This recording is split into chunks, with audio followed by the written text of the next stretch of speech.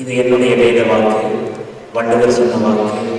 இந்த இனத்தை பார்க்கும் பொழுது என் மனதிலே ஒரு பெருத்த மகிழ்ச்சியை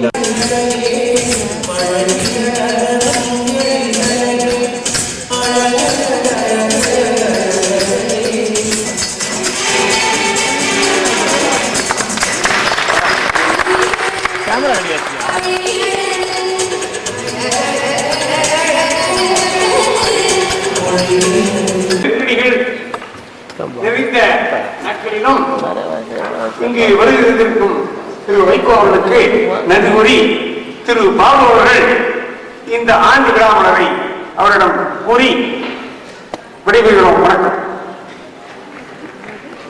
அன்பு நண்பர்களே, வணக்கம். உலகளாவிய தமிழர்கள் மனதிலே ஒரு ஆதங்கம்.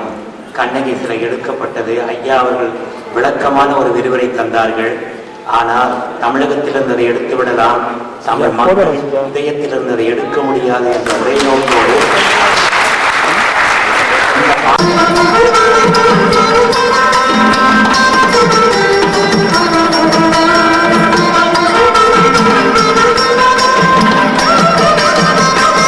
மீன்பிடி கப்பல்களுக்கு காலங்காலமாக நீந்தி விளையாடி, களம் செலுத்தி விளையாடி மீன்பிடித்து வாழ்க்கை நடத்திய ஈழத்தமிழர்கள் அங்கு கடலுக்கு மீன்பிடிக்க செல்ல இனிமேல் அவர்களுக்கு அனுமதி அளிக்கப்படும் என்ற அந்த கருத்து இன்னும் செயல்படுத்தப்படவில்லை. பாடசாலைகளிலே சிங்கள ராணுவம், கோவில்களிலே தேவாலயங்களிலே சிங்கள ராணுவம், மருத்துவ சாலைகளிலே சிங்கள ராணுவம் வெளியேற்றப்பட வேண்டும் என்ற நிபந்தனை இன்னும் நிறைவேற்றப்படவில்லை. இத்த சூழ்நிலையில் தான் நார்வே அரசு பேச்சுவார்த்தைக்கான இவ்வளவு முயற்சிகள் மேற்கொண்டிருக்கிற நிலையில் எங்கே, நோய்மையில்லா திறம் எங்கே, உள்ளம் எங்கே, நொடிக்கு நொடி தாழ்ந்து அமைந்து போறதெங்கே,